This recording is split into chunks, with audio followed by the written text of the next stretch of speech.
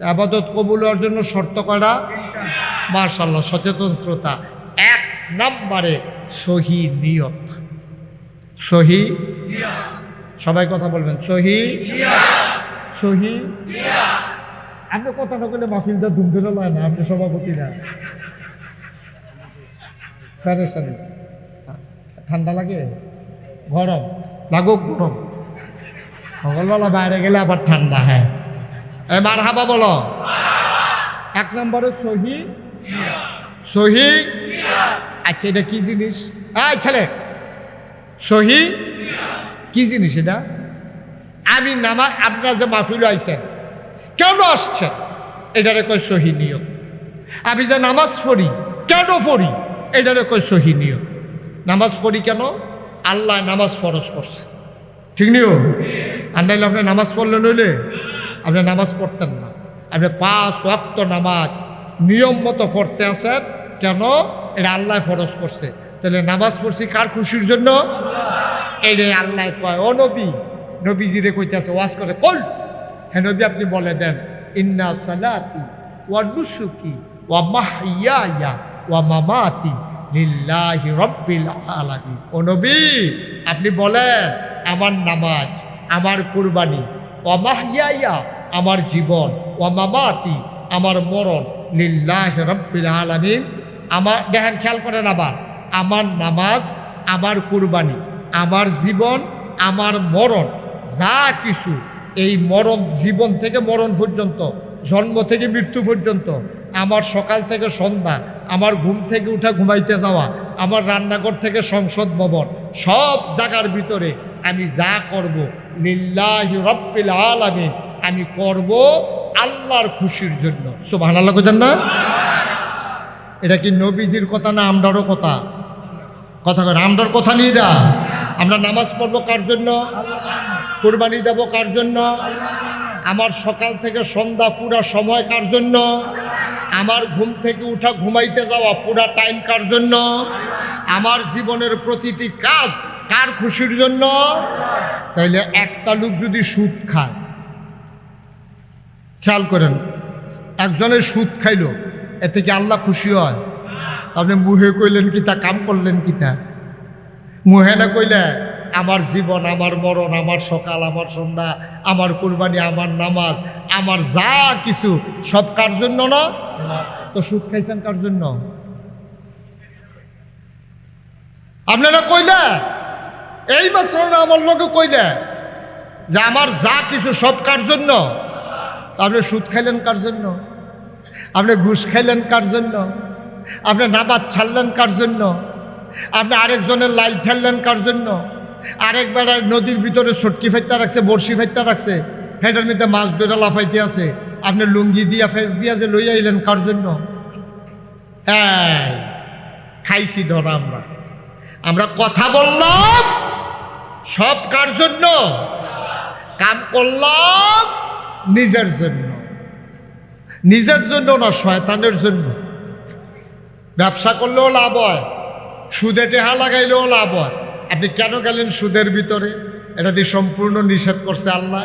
আল্লাহ কইছে, নবীজি কইছে, সুদের 70টা গোনা, সর্বনিম্ন গোনারা নিজের মা, যেই মায় ফেটো ধরছে, যেই মায় জন্ম দিছে, এই মার লগে জেনা করে। এটাকে আমার কথা না নবীজির কথা? আমার লোকের রাগ হইয়া লাভ নাই তো। আমি নবীজির কথাটা আমার মুহে কইয়া দিছি, আরে হুজুরে কয় না, আমি কইছি। এখন আপনি রাগ হইলে হইতেন পারেন, সামনের বছর এই হুজুরে কেমনে মাহফিল আইয়া চাইয়া দেন, বেড়া সুদের বিরুদ্ধে এমনি ওয়াজ করো, এবারে কি পাইছে আপনার এমনি তুইরা মাইরা কর। আমি কেউ ওরে কইছি না, আমি সুদ খুঁড়ে কইছি। আপনি যদি কোন হুজুর আমারে কইছেন, তো আপনি খান খা, আপনি খাইলেন আপনার উপরে পড়বো, আপনি না খাইলে তার আপনার উপরে পড়তো না, ঠিক নিও। আমারে কইছে না, আমি আপনারও কইছি না, আমি সুদ খুঁড়বে কইছি, তা আপনার উপরে পড়লো কে রে? অবশ্যই আপনি খান, ঠিক নি রে? সহজও আছে। আমি সুদ খুঁড়বে কইছি, আমি আপনার কি চিনি? আপনার বাড়ি কই জানি, আপনার নাম জানি, আপনার যে সুদ খালি রেখে আমি জানি নাকি? তো আমি আপনারও কয়েক ব্যক্তা, আমি সুদ খুঁড়ে কইছি, আপনি ফইরা বইছেন সুদ খুঁড়ের ভিতরে। বাস তো আপনার গাও লাগানোর কথা না। আপনি রাস্তার বাইরে দিয়ে আটলে বাসের তলে তো পড়বে না। আপনার তো গাও লাগানোর কথা না। আপনার সুদ খাইলে তো লাগবে। এতে আমার কিছু করার নাই তো, আপনি খাইয়েন না। তাহলে সুদের ব্যাপারে যদি 5 জন হুজুর ওয়াজ করে, আপনার ধরো আই শুনবো 10 জন সুদ করবে, আমি খাইও না, এতে আমার কিছু আসে যায়। সহজ ওয়াজ। মুসলমান, আবাদত কবুল হওয়ার জন্য শর্ত হইল 3টা। 1 নম্বরে সহি নিয়ত। সুবহানাল্লাহ কয় না? আমি যাই করব মাওলা রব্বে করিম, আমি যাই করব কম করি আর বেশি করি, কারো সন্তুষ্টির জন্য না, কাউকে দেখানোর জন্য না, কারো খুশির জন্য না। যাই করি কেবলমাত্র শুধুমাত্র একমাত্র আমার আল্লাহর জন্যে। ঠিক কিনা? আপনি আহারে, এই ছেলেটা মারাত্মক বিরক্ত করতে। তুমি আবার চাইছো, তোমার কথা তো কইতে আছে। তুমি চুল কাটছো কেমনে, এটা করছো কি রে চুল দিয়ে? আহারে ফলাবেন, আউস গরের গন্ধ গেছে না? ওখানে এই অবস্থা, তে বড় হইলে কিতা করে কি তেমন আছে, মাথা বেড়াই কামাইলেই তো ঘর না। কথা বললেন না সবাই, কনা আমিন। তাইলে 1 নম্বরে সহি নিয়ত। আপনি যাই করেন আল্লাহর হস্তে নিয়তটা ঠিক করেন। দাঁড়িয়ে রাখছেন কার খুশির জন্য? আল্লাহর খুশির জন্য। এখন আপনি যদি কন বুড়ো হয়ে গেছি গা, বাচ্চা কাচ্চা হয়েছে, বিয়া দিছি, নাইনাত হয়েছে, ওহনও যদি দাঁড়িয়ে দাঁড়িয়ে আর রাহাম কবে, আল্লাহর লাগে হয়েছে না? নিয়ত সাংঘাতিক জিনিস, নিয়ত সাংঘাতিক জিনিস। আমার আব্বা যান সবসময় একটা ওয়াজ করতো, খুব খেয়াল করেন মনোযোগ দিয়া। একবেলায় ঘর উড়াইব, ঘর বাড়িতে মিস্ত্রি আইছে। মিস্ত্রি আইয়া কয়, ভাই আপনি যে ঘর উড়াইতে আছেন, দক্ষিণ দিকে জানালা রাখামনি। তো গৃহস্থে ডাক দেখে, ধরবে না, দক্ষিণ দিক দিয়ে জানালা না রাখলে এই মানুষ ঘুমাইতে পারবো? দক্ষিণের বাতাস আইতে হইব না, জানালা কাট। তো মিস্ত্রি জানালা কাটছে। এবার কি এর লেগে জানালা কাটতে কইছে? আরে কথা কয় না, বাতাসের লেগে। এই বাড়িতে কয়দিন পরে আরেকবার ঘর তুলতেছে। মিস্ত্রি জিগাইছে, দক্ষিণ দিয়া জানালা রাখতাম নি? বেড়া, দক্ষিণ দিক দিয়া জানালা রাখলে হইব? আমার বাড়ির দক্ষিণ দিয়ে হইল মসজিদ। মসজিদে যদি আজান দেয়, দক্ষিণ দিক দিয়ে জানালা না থাকলে আমি মসজিদের আজান শুনা? আজান আইয়া রাখ, জানালা রাখ, যেন আমি আজান শুনিয়া দৌড়াইয়া যেন মসজিদও যাইতাম পারি। সিহন কথা খেয়াল করেন। একবারে কইছে জানালা না কাটলে এই ঘরে মানুষ তখন যেত না গরমে। আরেকবারে কয় জানালা না কাটলে আমি মসজিদের মাইকের আওয়াজ শুনতাম না, জানালা কাটো। এবার আপনারা রায় দেন, সোয়াব কি ফইলা বেড়া রইব না দ্বিতীয় বেড়া রইব? এই তো বুঝেন, তো বুঝাইয়া করলে তো আপনারাও বুঝেন। দ্বিতীয় বেড়ার সোয়াব হইব। এবারে যেহেতু মসজিদের আজান হুননের লেগে জানালা রাখছে, আচ্ছা এখন বাতাস এই জানালা দিয়ে ঢুহে না, খালি মাইকের আওয়াজ ঢুহে, বাতাস ঢুহে নিও। তাহলে মসজিদের আজান শুননের লেগে জানালা খাইলেন, মাইদি দিয়ে সবও পাইলেন।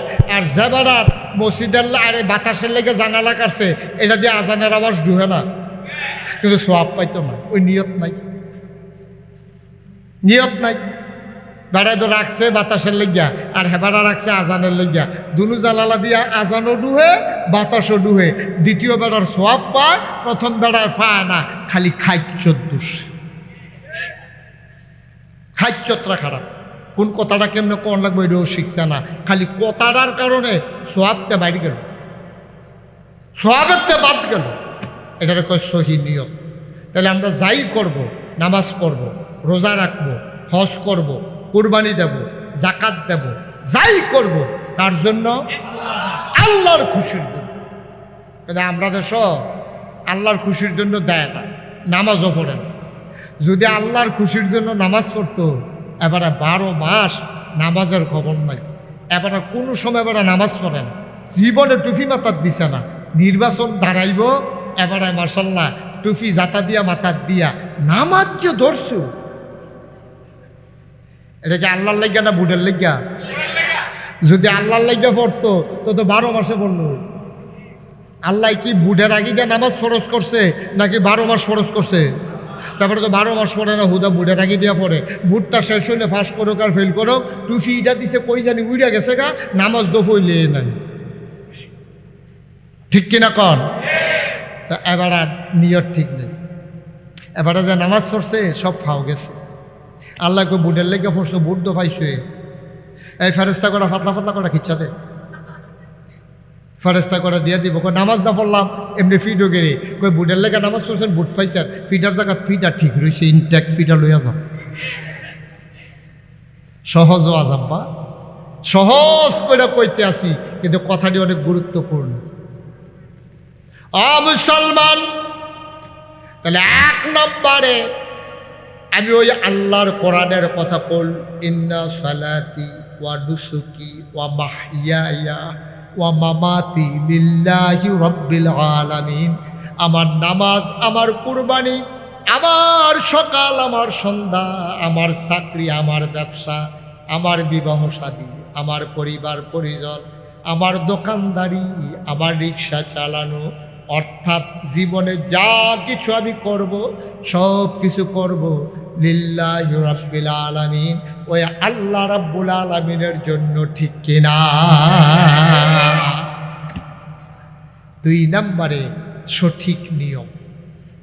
সঠিক নিয়ম, সঠিক ওই যে বলছিলাম, নিয়ম ছাড়া ফাতারে ঠেললে হইতো না। তো নিয়ম ছাড়া হবে না, সব কিছুর একটা নিয়ম আছে। আপনি পানি খাইবেন কেমনে, এটারও নিয়ম আছে। তো বোতল বড়া পানি যাই না আমারে দিছে, আমি আর জীবনে বোতলও যে পানি থাকে এটা আর জানি না। তা আমি করছি কিন্তু আমি কই, ও তোমরা যে বোতলও পানি দিলা খান কেমনে, একটা ছুরি আনো, ছুরি আনো, ছুরি দিয়া কাটটা পানি খায়াম। অন আমি দেখানো কাটি, আপনারা যারা আগে বোতলও বইরা পানি খাইছেন সবাই হাসবো, কবে হুজুর পানিটা তেমনি খায় না তো, এটারে ধরে ঘুরান দেন। এটারে কয় নিয়ম। নিয়ম হইল বোতলের পানি কইতো মুখ খুললা, আমি নিয়ম জানি না দেখা এখন দিয়া তলে দিয়া সুতা এই ছুরি দিয়া কাটটা যদি খাই, সবাই আপনারা হাসাহাসি করবেন, হুজুরে বোতলের পানি খাওয়া হইছে না, এবারে নিচে দিয়া কাটটা লইছে, এটা যে এমনি খুব বোতল খুলন যায়, এবারে বোধহয় জীবনে জানে না রে, দেখছে না, তাইলে এটা হাসির জিনিস হইব। ভাইও আপনি যেমনে মন্ডায় ধরে এমনি আবাদত করলে ওই ফেরেশতারা হাসে, শয়তানে হাসে। আরে এই ব্যাক করলে তো নিয়মও জানে না, নামাজ পড়ার লাগে এমনি, এরপরে রোজা রাখন লাগে সকাল থেকে সন্ধ্যা। কোন ফিসা বেবিলে কইছে এই রোজা রাখতে হুকনা জিনিস খাওয়ান যাব, রোজা রেখা কি জিনিস খাওয়ান যাব? কয় কি কি হুক না?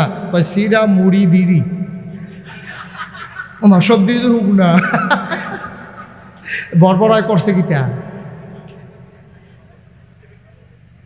সিরা মুড়ি বিড়ি, এই 3টা তো হুক না, সিরও হুক না, মুড়িও হুক না, বিড়িও হুক না। এই রোজা রাখতে হুক না জিনিস খাওয়া, ভিজা জিনিস খাইবে না, ভিজা জিনিস খাইলে করলাম রোজা ভেঙে দেবো। তখন তারা মুড়ি দ্বারা 3 ভর্তি মুড়ি কিনা লইছে, সিরা কিনা লইছে, বিড়ি 500। ওই বনি কারবা সঠিক নিয়ম, সঠিক নিয়ম। আব্বা আমরা বুঝি না তো, এই যে নামাজ পড়ি, নামাজ হয় না তো, এই ফরন লাগে ফরে আর কি না। আপনার দেখেন না কেউ এই বাচ্চাগুলো যেমন করতেছে, কেউ দেখেন না? হ্যাঁ, তাহলে একটু ডাকসাপ দেওয়ান লাগে না? ডাকসাপ না দিলে হবে? ডাকসাপ দিবে, কষ্ট হইতেছে আপনার না? ছাইড়া দেওয়া দরকার আর সামান্য একটু। তাহলে যদি ফির সাহেবে কয় হুকনা জিনিস খাইলে রোজা ভাঙতো না, আপনারা মানেন? এটা কি কোরআন সুন্নাহর লগে মিলছে নাকি বেমিল হইছে? সুতরাং এই নিয়ম মানি না, কোরআন সুন্নাহর লগে মিল নাই। ফির সাহেবে কাপ লাগলে আকাশ দিয়ে উড়া যাও, ফানি দিয়ে আটটা যাও, আপনার আডা আপনি উঠতে থাকে, আপনার আডা আপনি উঠতে থাকে।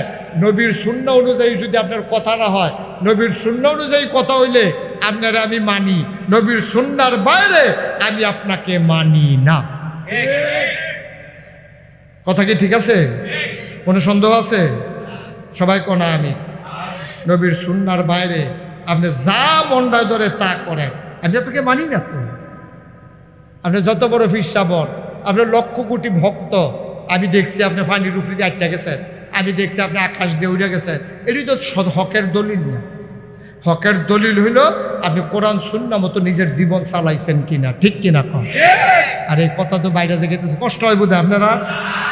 এক লোক গিয়ে হুজুরের কাছে মুড়ি দিস, তো গিয়ে সে করতে, হুজুর আয় ছেলে, এই এতটা বসো, এদিকে আসো।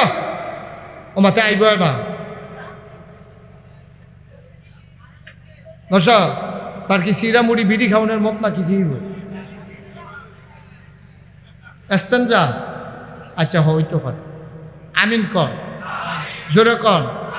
আর হুজুরের কাছে মুড়ি, কথা মনে আছে নি? হুজুরের কাছে গিয়ে মুড়ি দিস, তো মুড়ি দিয়ে সেটা রইছে 12 বছর। হুজুরের লোকে কাটাইছে কয় বছর? একদিন ফিসি দিয়া বইয়া সেটা কয়, হুজুর অহন তো কেউ নাই, আমি আর আপনি। আচ্ছা 12টা বছর হইল মুড়ি দিলাম, কত ফিসাবের দেখছি, কত গরম গরম এই কেরামত প্রকাশ পায়, আপনি কোনো কেরামত দেখলাম না। 12টা বছর আপনার লোকে কাটাইলাম, কোনো কেরামত নাই আপনার। হুজুরের চোখের পানি ছাইড়া দিছে, কই কিচ্ছু দেখছো না? কয় না হুজুর, আমি তো 12 বছর খেয়াল করলাম, গোপনে খেয়াল করছি। আমি যখন আমি আপনি ঘুমাইতে হ্যাঁ, তখন আমি বইয়া থাকি, কোনো কেরামত নিয়ে দেখতাম পারি। এই জীবনে 12টা বছর আপনার কাছে মুড়ি দিলাম, কোনো কেরামত দেখা গেলাম না। কেরামত মানে আশ্চর্য জিনিস আর কি, এই পর্যন্ত কিচ্ছু দেখলাম না আপনার, বুঝলাম না কিচ্ছু। হুজুরে কান্দে, হুজুর কান্দেন গেলে, কাউ কান দি তোমার কথা হইন না, তুমি যে কইলা কোনো কেরামত দেখছো না, মুড়ি দিয়েছো কয় বছর? 12 বছর। এই 12 বছরের ভিতরে, খেয়াল করেন, এই 12 বছরের ভিতরে আমারে কোনো দিন জামাত ছাড়া নামাজ পড়তে দেখছো নি? সুবহানাল্লাহ কয় না? হল কয় বছর? কয় বছর? 12টা বছরের ভিতরে কোনোদিন আমারে নামাজ জামাতে ছাড়া পড়তে দেখছো? কয় জি না হুজুর, আমি দেখছি সব সময় আপনি জামাতে নামাজ পড়েন।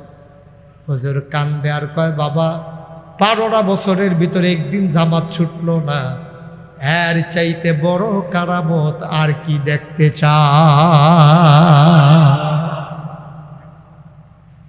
কথার ওজন দেখছেন নি? কথার ওজন দেখছেন? আর আমরা হিসাব ঘর নামাজ পেরালায় ফরেনি কি মসজিদও তো নাইয়ে, জামাত তো নাইয়ে, কেমনে আল্লাহর ওলি হইয়া বইয়া রইছে। জামাতে নামাজ নাই, আল্লাহর ওলি হইয়া বইয়া রইছে, আর আমরা ওইটির পিছে দৌড়তে আছি। পড়া কপাল আমাদের, সঠিক বোঝ আমাদের নাই, সঠিক নিয়ম মতো সব কিছু করা লাগবে ইনশাআল্লাহ। সবাই কনা আমি তাহলে কয়টা জিনিস না আপাতত কবুলের জন্য কয়টা জিনিস না লাগবো? মাশাআল্লাহ, সচেতন শ্রোতা, আগামী বছর আমারে আনন্দ লাগতো না, তার একজনের বয়াইলে ওয়াজ করে লাগবে। তাহলে সঠিক নিয়ম, সহি নিয়ত, এই 3 নম্বরটা আসল আইতাছে রে। হালাল খাবার। কি খাবার? হারাম না হালাল? সুদের টেহা হালাল না হারাম? ঘুষের টেহা হালাল না হারাম? লাইন ঠেলতে ঠেলতে আরেকবারের ক্ষেত ঢুকিয়া গেছেন গা, সেই ক্ষেত যেই ফসল হইছে এটা কি হালাল না হারাম? দোহান বাহি খাইয়া টেহা দেন না, দোহানের যে মাল আনছেন এটা কি হালাল না হারাম? যদি টাকা দেওয়ার শর্তে আনেন তাহলে এটা হালাল, বলে আপনি তোমার 6 মাস পরে টেহা দেন, হ্যাঁ, তো যদি রাজি হইয়া দেয় হালাল। আর আপনি আনছেন 2 দিন পরে দিবেন কইয়া, টেহা দেওয়ানোর খবর নাই, গেছে গা 5 মাস, হারাম হয়েছে, হালাল রয়েছে না হারাম হয়ে গেছে? আমরা বুঝি না, এই ওয়াজটি কেউ করেও না, এটা হলো আরেক সর্বনাশ। আপনি দোকান বাকি খাইছেন, আপনি ঘুরাইতে পারবেন না। আপনি একজন টেহা আওলাদ নিছেন, আপনি আমার তো টেহা আওলাদ নিছেন ইমাম সাহেব হুজুরে, বৈরব দেখা হয়েছে, আমার দেখা তো হুজুর আপনি ফাইসি ভালো হয়েছে, একটা জিনিস খুব পছন্দ হয়েছে বৈরব, এটা তো নিতাম ফারতাছি না, ফকটও টেহা নাই, আপনি তো কত দেখা হইব, আপনি 500 টেহা দেন আর একটা মোবাইল নাম্বার দেন, দেখানো হইলে বিকাশে ফাড়াই দেন। বিকাশ ফাড়াইব দূরের কথা, এবার এই টেহা ঘুরাইতে ঘুরাইতে ঘুরাইতে ঘুরাইতে আমি কামাল রেডিয়া খবরও ফাড়াইছি, ইমাম সাহেব হুজুরে যে 500 টেহা নিছি, টেহা দি দেওয়ানোর খবর নাই, কি তারে করতাম? এই কামালে আবার আইয়া কইছে টেহাটা, কই টেহা তো দিয়ে এলাম, কইয়া সেটা আবার কামাল রৌ ফেরত দিয়ে দিছে। 6 মাস গেছে গা, টেহা দিছে না, হালাল না হারাম? আপনিও তো এই কাম করেন, আমরা তো এই কাম করি। 2 দিনের কথা কইয়া 15 দিন ঘুরাই, কে রে আপনি 2 দিনের কথা কইছেন 2 দিন পরে দিবেন, না দিতেন পারলে এই 2 দিনের রাইতের 12টার আগে গিয়া আপনি কইবেন ভাই তোমার যে 2 দিনের ভিতরে টেহাটা দিতাম কইছিলাম, টেহাটা দিতাম পারছি না, জোগাড় হইছে না, সপ্তাহখানেক টাইম লাগবো, রাগও আর হসও ফিডও আর মারো, আমি 1 সপ্তাহ আগে টেহা দিতাম পারতাম না। হালাল, কোনো গোনা নাই, সোয়াব আর সোয়াব। আর কইছেনও না দিছেনও না, গোনা আর গোনা। সাবধান, গোনা যে কত করতেছে আমরা, সবদি কইলে আর যে গোনা লইয়া হালাই দিয়া কোনো বাইক যেতেন পারতেন না, সব হালাই দিয়া বাইক গেছে গণ্য। কত গোনা যে আমরা হাসতে হাসতে করি। আপনার অধিকার নাই, আপনি কর্মচারী রেখেছেন, লোকটারে 30 তারিখ বেতন দেওয়ার কথা, আপনি মালিক হিসেবে বলতে হবে টাকাটা দিতে পারলাম না, সামনের মাসের 15 তারিখ দেব, মনে কষ্ট নিও না, বেচা কেনা হয় নাই, ক্যাশের ভিতরে টাকা নাই, তাইলে আপনার জন্য হালাল। আর আপনি মালিক হইয়া ঘুরাইলেন, আমারে ফালাইয়াতে যাইব কো। আব্বা, আপনি কোটি টাকার মালিক হইতে পারবেন, আপনার জন্য কোটি টাকা হারাম হারাম হারাম, ঠিক কিনা? ও মুসলমান, গভীর মন দিয়ে শুনো, হারাম খানা খাইয়া যত তাহাজ্জুদ পড়ো, নফল পড়ো, ইশরাক করো, আওয়াবিন পড়ো, চাষ করো, যত বড় দাড়ি রাখো, যত বড় পাঞ্জাবি গাও দাও, সুরমা তোর কাজল দিয়ে হাঁটো, তুমি আল্লাহর ওলি হইতে পারবা না। ইবাদত কবুল হওয়ার অন্যতম শর্ত হইল হালাল খাওয়া। হালাল খাওয়া কারে কয়? কত চিন্তা করে মানুষ চলছে। এবার আমি শেষের দিকে যাই, এটার ভিতরে মন দিয়া শুনতে হবে, নাইলে কথা বুঝবেন না। এতক্ষণ মনোযোগ দিলে দিছেন, না দিলে নাই। এবার গভীর মনোযোগ দিয়ে আমার দিকে তাকাই থাকেন। ইসলামের প্রথম খলিফা নাম হইল হজরত আবু বকর সিদ্দিক। বলেন সুবহানাল্লাহ।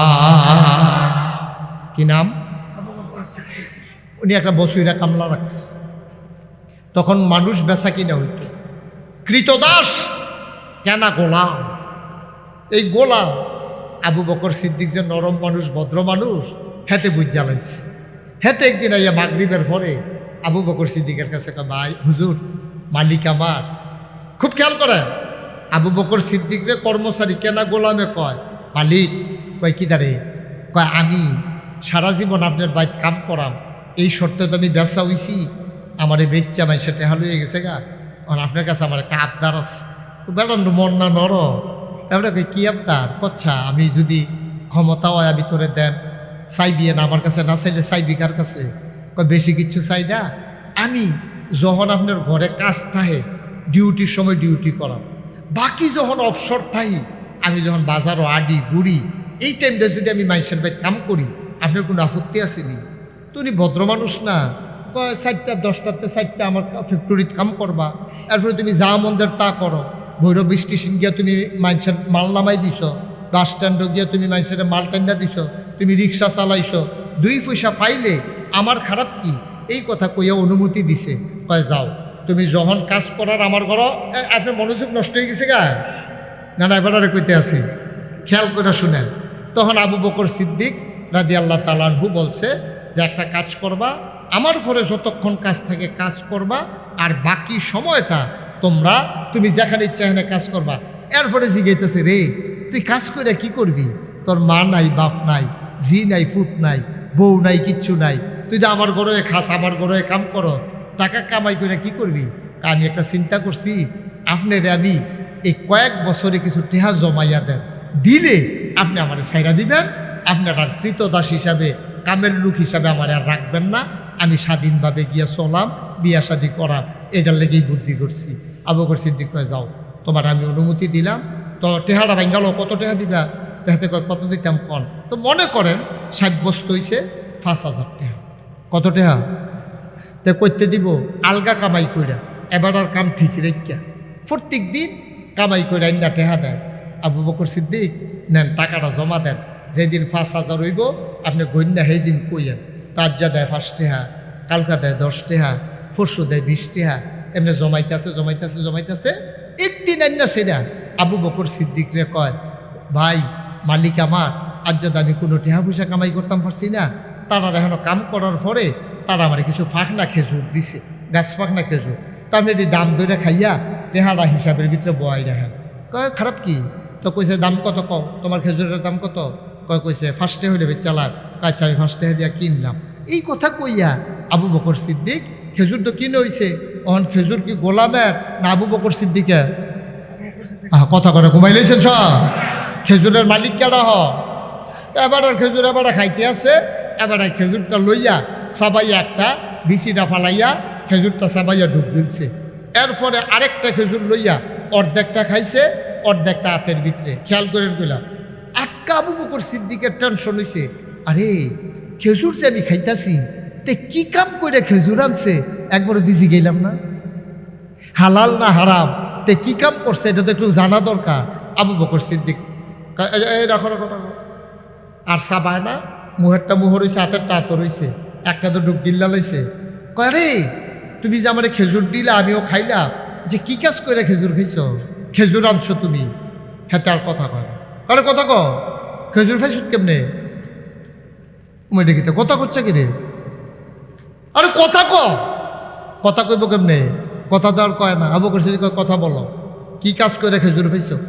এখন তে কইতাছে বেয়াদবি মাফ করবেন, আমি নবীজির ইসলাম আসার আগে জাহিলিয়াতের জমানায় আমি মানুষের হাতের রেখা গুনতাম, কয়টা ফাড়া আছে, কয়টা সিরা আছে, কয়টা সেলাই লাগবো, অসুখ বিসুখ কিতে আছে, আসেনি হন রেল স্টেশন বাস স্ট্যান্ড এমনি বই বই আধগনে নিও মা, কতক্ষণ আধগনে নি, এটি বিশ্বাস করলে ইমান থাকবো নি? বিশ্বাস করলে ইমান থাকতো না।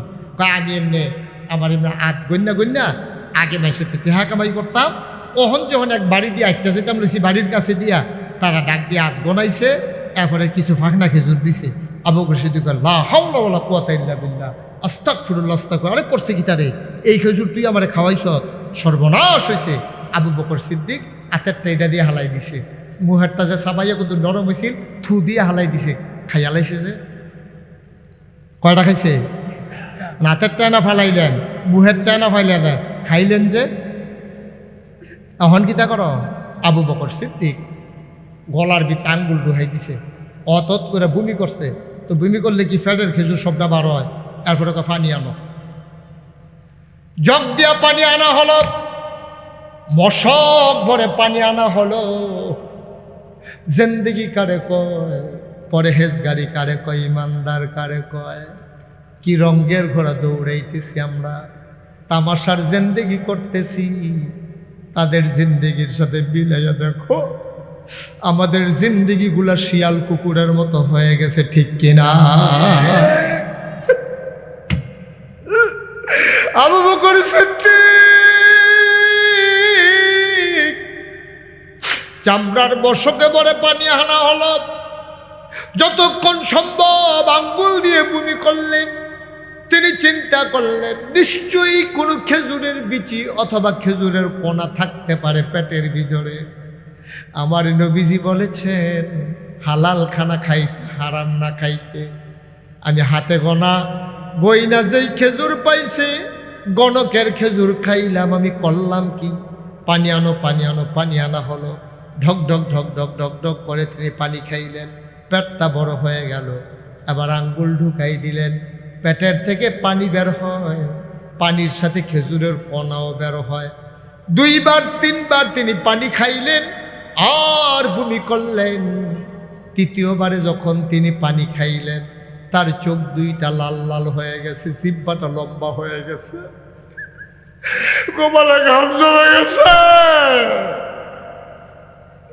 কর্মচারী ডাক দিয়া কয়, আপনি তো মরে যাবেন।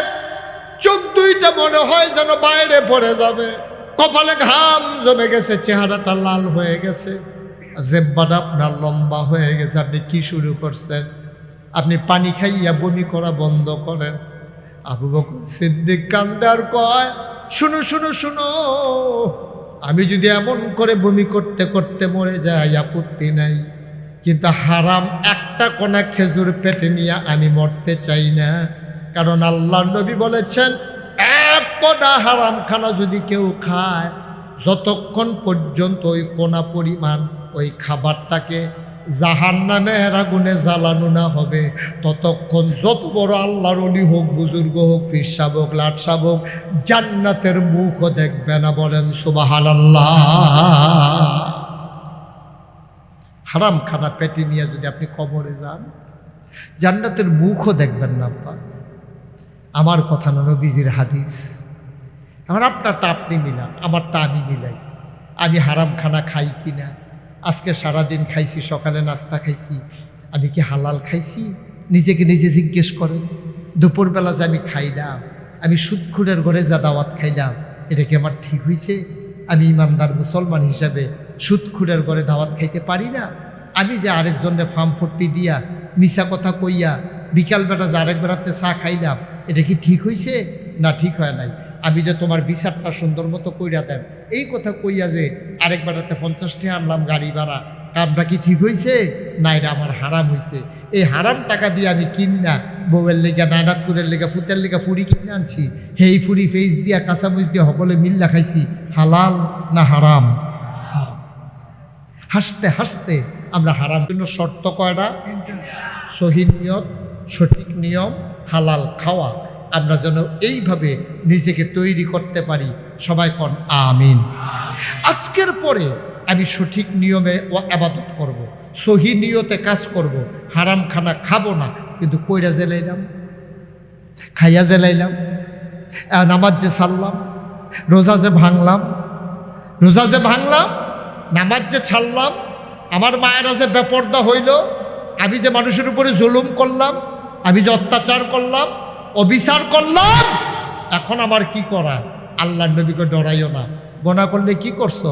না হইলে কুদুর হারাম খানা খাইছো আর কি, না হইলে নামাজ ছাড়ছো আর কি, না হইলে রোজা ভাঙছো আর কি। No tension. ওয়ালা তাহিনু ওয়ালা তাহজানু ওয়া আনতুমুল আ'লাউনা ইন কুনতুম মুমিনিন। তোমাদের কোনো ভয় নাই, তোমাদের কোনো পেরেশানি নাই, তোমরাই হবা সফল কাম। দুনিয়াতে পাবা সুখ শান্তি, পরকালে পাবা নাজাত। সুতরাং শুধু একটাই, যদি তোমরা মুমিন হইতে পারো। আমরা আল্লাহ, আমরা তো ঈমান আনছি, গোনাও কইরা লাইছি, নবীজিকে টেনশন কইরো না। তোমার গোনা যদি হয় পাহাড় পরিমাণ, আল্লাহর ক্ষমা হইল ওই আকাশ পরিমাণ। সুবহানাল্লাহ বলবেন না? তোমার গোনা যদি হয় এক বদনা পানির সমান, আর আল্লাহর ক্ষমা হইল ওই বিশাল সমুদ্রের সমান। চলেন আমরা সবাই মিলে আজকে একটু মাপ চাই, একটু মাপ চাই। গোনা তো কইরা লাইছি, ভুল তো হইয়া গেছে, একটু মাপ চাই আলাই। পারবো না ইনশাআল্লাহ? সবাই নামাজের মতো বসে। একজন আপনি সাইডা তাড়াতাড়ি আসেন, আপনাদের সাব্যস্ত শ্রোতা আমার। আরে তাড়াহুড়া করতেছে রে, না ঠিক আছে, হাজত আছে, সাইডা এবারে যাউন না মানুষ না। এ তারে বোয়ান না শুধু আয়ো বউ। হ্যাঁ, তেমন করছে আমার ওখানে গোনা হয়েছে না, হুদে দিত বা করান কিন্তু। সবাই মহব্বতের সাথে বসেন। আমার মায়েরা বোনেরা ঘরের কোনায় বসেন গো আম্মা। চলেন সবাই মিলে তওবা করি, জীবনে গোনা দিই। আজ যে এই মাহফিলটার উসিলায় একেবারে আলগা কইরা যখন কেউ তওবা করে, জীবনে যেন তে গোনায় করছে না, আল্লাহ তার এমন বানাই দেয়। সুবহানাল্লাহ কইতেন না? পারবো না আমরা? তওবা কারে কয়? 3টা জিনিসের নাম হইল তওবা। কয়টা জিনিস? আবার কোন কয়টা? 1 নম্বরে আমি গোনা করছি, এটার কারণে কি আমি আনন্দিত না লজ্জিত? আমি লজ্জিত হওয়া। 2 নম্বরে আমি গোনার জন্য আল্লাহর কাছে মাপ চাওয়া।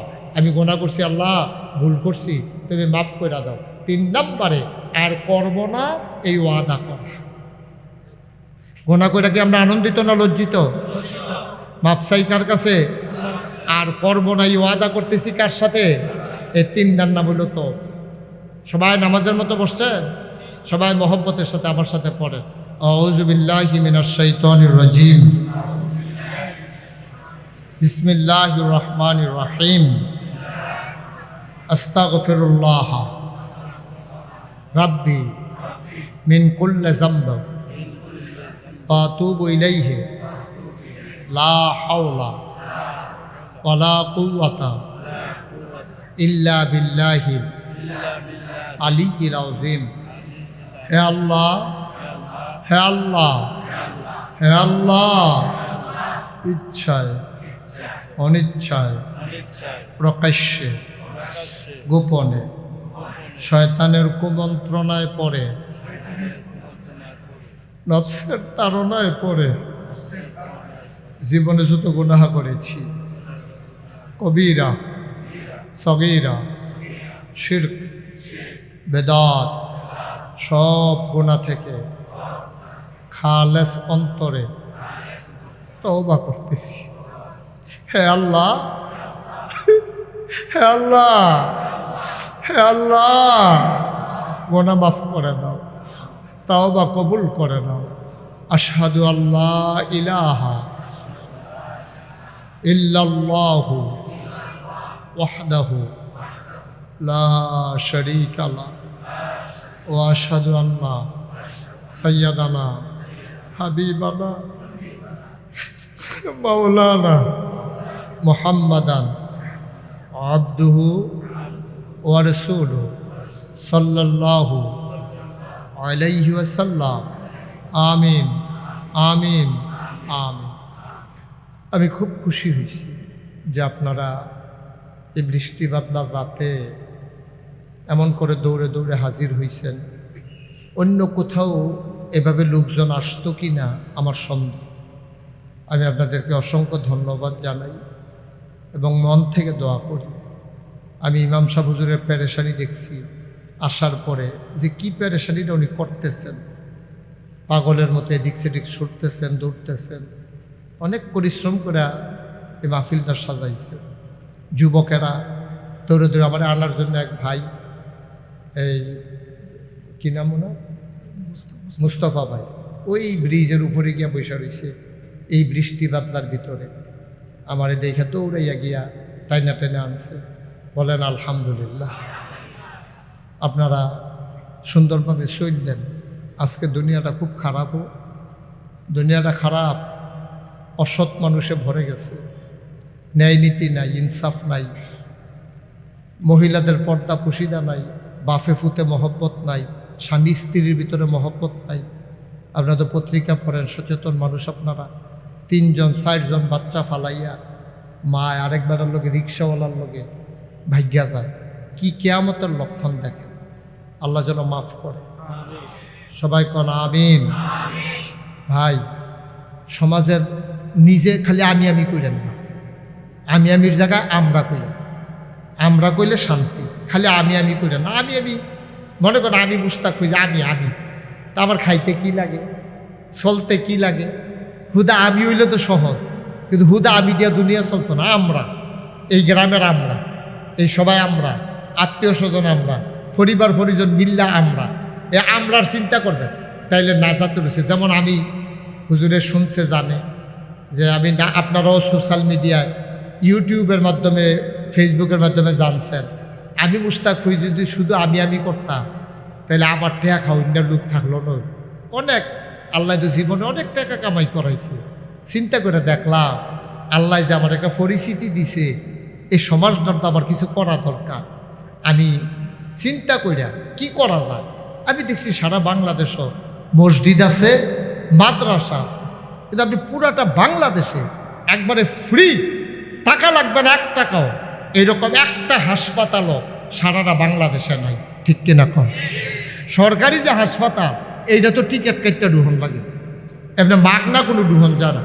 আমি চিন্তা করলাম না, আমি মুস্তাক হই যে আল্লাহ যেহেতু পরিস্থিতি দিছে, আল্লাহ যেহেতু দেশ বিদেশে চিনে, এই যে আল্লাহর খাস মেহরবানি, আপনাদের দোয়া, আল্লাহ দয়া করে এবারও হজে গেছি পরে দেখলাম যে কত জায়গার মানুষ আমি তো আর চিনি না। মাইনসে আমারে দেখলে দৌড়ে দৌড়ে যাই, হে ইয়েমেন বাড়ি, ইয়েমেন বাড়ি, সৌদি আরবে বাড়ি, তারপরে মদিনা শরীফে বাড়ি, ছোটো ছোটো ফলাফায় মিশরে বাড়ি। আমি এক দোহানো বইয়া রয়েছি, মিশরি একটা এসে কইতাছে মুরব্বী। আমি কই কি তো এবার আসিল, এবার বাড়ি হুজুর মিশর, তো এবার চিনল কেমনে? কই যে ইউটিউবে যে আমরা দেখাইছি, ফেসবুকও দেখছে, আপনি দেখে চিনালাইস। তো আমার যে আল্লাহ কুদুর চিনাইলো মানুষের কাছে, আমার দায়িত্ব কি কমছে না বাড়ছে? আমি চিন্তা করলাম আল্লাহ তো আমার অনেক দিছে, খাইতে তো আর এত টাকা লাগে না, ফ্যাটটা বইরা গেলে গা আপনি ফিটলেও তো একটা রসগোল্লা খাইতেন পারতেন না। তো কিতা করো, চিন্তা করলাম অসহায় মানুষ, বাংলাদেশের গ্রামের দুর্বল অসহায় মানুষ, আরে বাড়ি নাই ঘর নাই, কত মানুষ চিকিৎসার অভাবে মারা যায়। আর সকলবেলা একটা কারবার করাইলাম, চিন্তা করলাম একটা মসজিদ করা, নিচতলায় এটার হাসপাতাল করা। আমিন কইতেন না? নিয়ত কর, বড় করে একটা মসজিদ করা, নিচতলায় হাসপাতাল। ইঞ্জিনিয়াররা ডাহাই আনলাম, আনিয়া সেটা কইলাম ডিজাইন করো। আমি আবার আইডিয়া দিলাম, বিভিন্ন দেশে যে যাই সুন্দর সুন্দর মসজিদ ভিডিও করে লয়েছি, জানালাটা কীরকম হইব, দরজাটা কীরকম হইব, কেমনে কেমনে সুন্দর হইব। ইঞ্জিনিয়াররা একটা আইডিয়া দিলাম, তার আইক্য ইক্কা লই আইছে। আমি কি তার এটা হুজুর ওই মসজিদের কথা যে কইস্তার আইক্যা আনছি, আমি যদি অনেক বড় দেখা যায়, কই কুদুর বড়ই। আমি কীরকম বড়? ওই মসজিদে নামাজ পড়বে এক লোকে ৬,০০০ লোক। কয় হাজার? তাহলে আপনারা মসজিদের সমান হইব। তো যেমনি সুবহানাল্লাহ কইছে, আমরা তেনা হইলে এক কাতার বেশি আর কি। আরে জোরে সুবহানাল্লাহ কইতেন না? ৬,০০০ লোক এক লোকে নামাজ পড়ো, তোমরা যেমনি দুই মনে ধরো তারা মসজিদটা এক কাতার বড়। মারহাবা কর না কেন? নিচতলায় হাসপাতাল, দোতলায় ৩তলায় মসজিদ, নিচতলাতে সিঁড়ি দিয়া ডাইরেক্ট দোতলা দুইটা গেছে, ১২৫ ফুট লম্বা সিঁড়িটা, ডাইরেক্ট দোতলা সংসদ ভবনের মতো। জিগাইলাম এটা করতে কত লাগবো? ইঞ্জিনিয়ারে কয় হুজুর ডরাইয়েন না, ৩০ কোটি টাকা। আমি কই তুমি মুহে কইবা ডরাইয়েন না, আর কথা কইবা ডর দেখাইন না। এটি কি কথাই দিদি, কথাই দি ৩০ কোটি টাকা। আমি হুজুর নিয়ত করে নাই পালাম, নিয়ত করলাম আল্লাহ যথেষ্ট টাকা পয়সা কামাই করছি, ১ বছর মাহফিল কইরা যত টাকা হাদিয়া পাই, পুরা ১ বছরের হাদিয়া আমি দিয়া তারপরে মসজিদ আর হাসপাতালের কাজ শুরু করব। আল্লাহুম্মা আমিন। আমি নিয়ত কইরা একটা একখানো জমাইলাম টেহা, গন্যা গন্যা দেখি ২৫ লাখ হয়েছে। কয়লা দিয়া মসজিদের কাম শুরু করলাম। খরচ করতে করতে এই পর্যন্ত দোতলার ছাদ হয়েছে ৭.৫ কোটি টাকা। আজকে পর্যন্ত আমার এই হাতে খরচ হয়েছে, আলহামদুলিল্লাহ কইতেন না? এই কয়দিন পরে ছাদের ডালাই ৩তলার ছাদ না, এটা মসজিদ হইব ৩তলা, দোতলায় ৩তলায় মসজিদ, নিচতলায় হাসপাতাল। ছাদরা করতে ১.৫ কোটি টাকা লাগবে, কোনো ডর নাই। আগেরটি যেমনি হয়েছে এই দুই এমনি হইব ইনশাল্লাহ। আমার সাহস বাইরে গেছে গা, দোতলার ছাদ যা বাড়ায় দিয়া লাইছে, এবারে কি ৩তলার ছাদের লেগে টেনশন আছে? কিন্তু টেনশন আছে। টেনশন কি রে? ইঞ্জিনিয়ারে জিগেছি কি তারে লাগবো ৩তলার ছাদরা দিতে? কয় ৩৫ টন রড লাগবে, ৫০,০০০ ইট লাগবে, ১৫০০ বস্তা সিমেন্ট লাগবে, সিলেকশন পাথর মিলে আরও মিস্ত্রি খরচ ৫০ লাখ। গিয়া দেখছি হিসাব করে প্রায় ১.৫ কোটি টাকা লাগে। ৩তলার ছাদরা দিতে লাগে ১.৫ কোটি টাকা। ও আমি থাকতাম না, আমি মুস্তাক হয়েছি, থাকতাম না, একদিন মরে যাব। মসজিদটা থাকবো, হাসপাতালটা থাকবো, মানুষ চিকিৎসা নিব, সেবা নিব। কত বড় কথা নবীজি কইছে, শুনছেন না তো? নবীজি কইছে মাম বানা লিল্লাহি মসজিদান বানাল্লাহু লাহু বাইতান ফিল জান্নাহ। যে দুনিয়াতে একটা মসজিদ বানাইবো, আল্লাহ জান্নাতে তার জন্য ঘর বানাইবো। সুবহানাল্লাহ কইতেন না?